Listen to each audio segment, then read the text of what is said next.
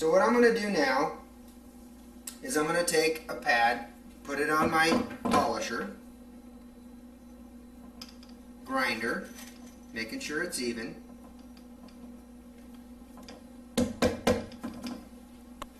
I'm going to dampen the surface.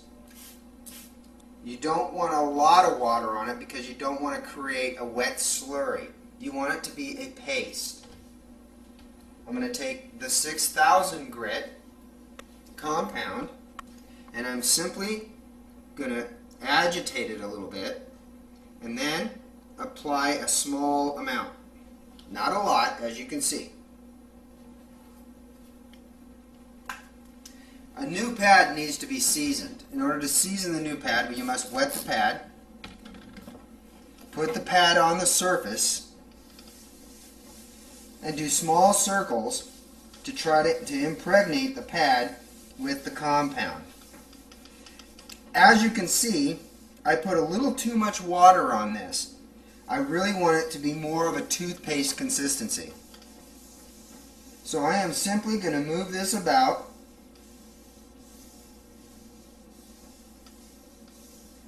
and spread it over the surface, and I'm going to let that dry for just a second. While I do that, I have an external device that I use to regulate the speed of the polisher, or grinder in most cases. So I have it switched to variable. I'm going to turn the speed down low, which will cause it to groan, but what that's going to do is start putting the compound into the stone so that we can facilitate our polishing process.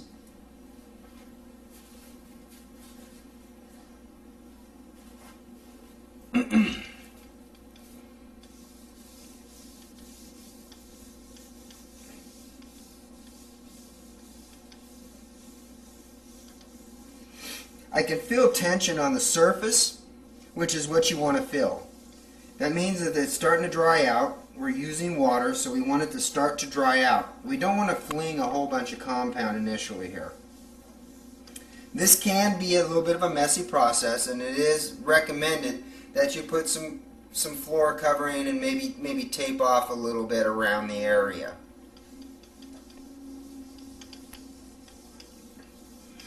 However, the pads are designed, as you can see with the fluting and the button in the center, the pad is designed to bring the slurry into the pad, thereby minimizing how much is slung around the area. That does a couple of things. One, it helps keep your work area cleaner, and two, the pad, once impregnated and seasoned, you simply have to add water and it will auto-release compound for you. So after you've gone through your compound, you can use this pad a couple more times before it's necessary to really order more compound. Well, I think this is tacky enough, and I think we're going to get started.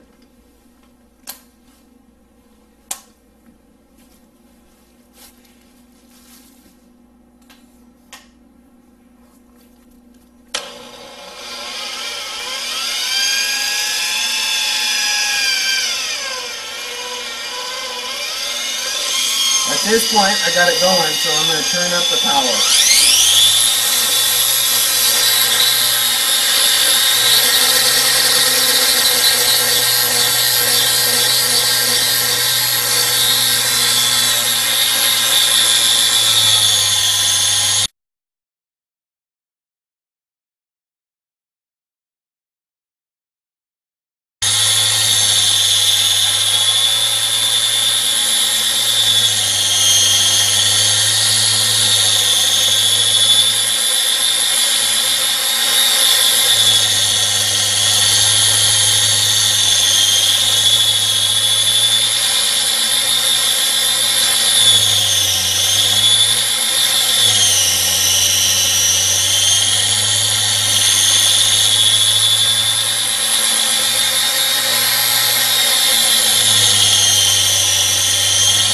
I'm not holding down a lot of pressure on the machine. I'm allowing the machine to do the work.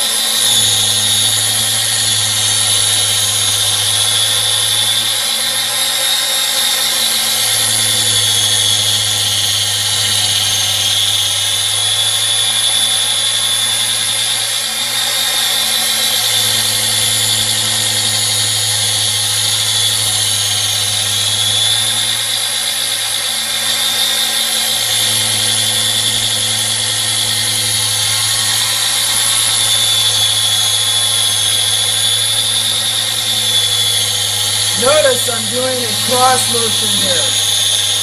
During the polishing process, you just simply want to work the area. It's not crucial to overlap your pad as it is when you're using the normal diamond pad.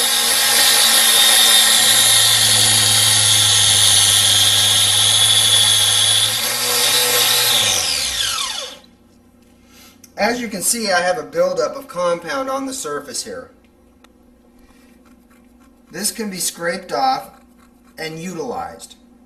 The surface is actually quite warm. We're mimicking what the factory does when it manufactures the stone. They use pressure. We're using speed and compound. I am going to use some water to lubricate the surface. More importantly, to keep the pad cool so that it will polish. I'm going to do the same operation of side to side, much like when I seasoned it.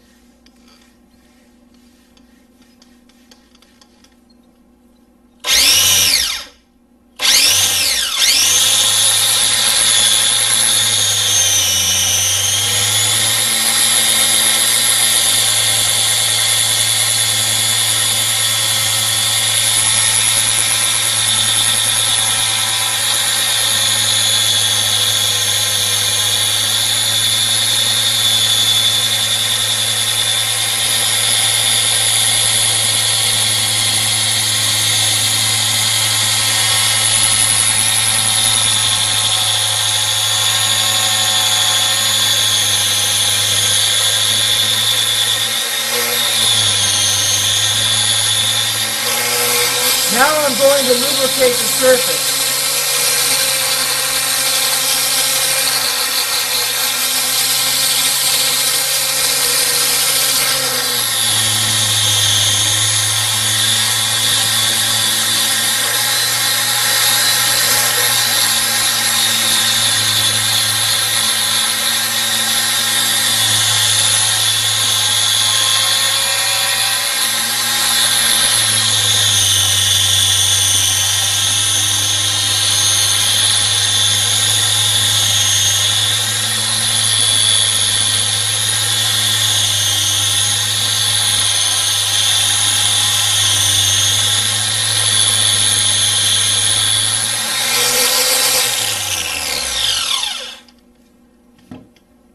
Now those areas where I have compound won't be polished like the rest of it.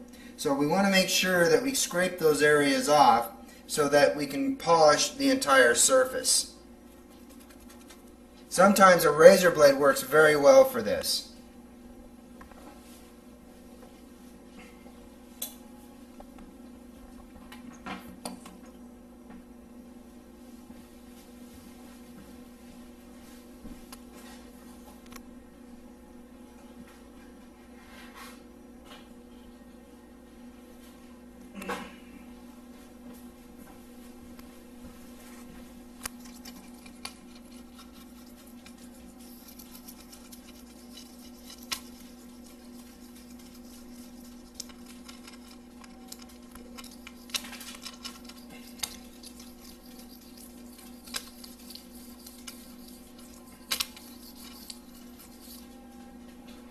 What I'm going to do is wet the surface again, more importantly to cool the stone. The stone actually gets quite hot. You might be able to see steam coming from the surface. That's how hot it can get. So please be careful.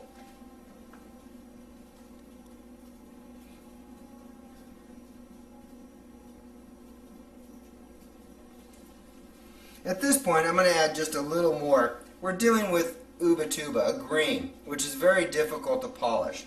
So I'm going to add a little more compound, do one more application of the 6000. Please note, you do not need a lot of compound for this process.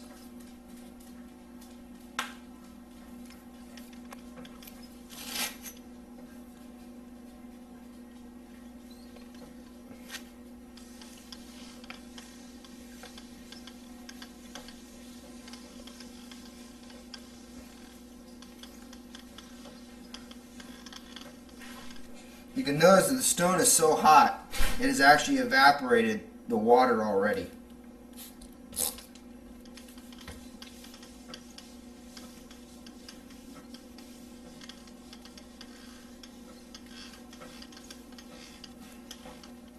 Well, let's do this again.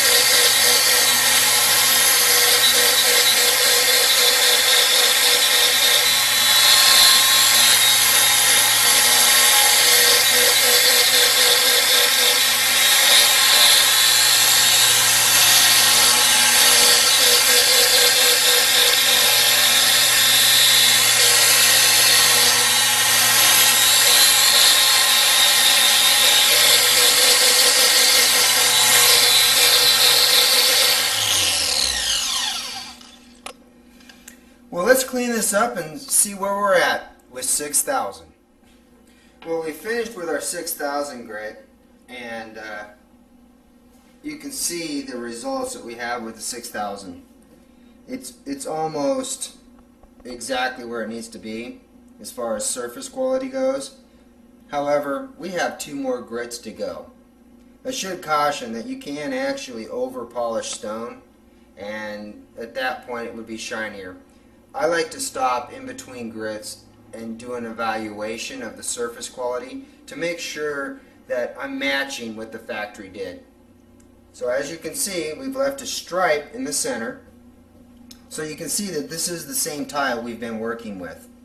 The scratch gone over here. You can see where we started the honing process with the regular diamond pads, excuse me. Factory finish over here, the Polishing Pro finish on the right.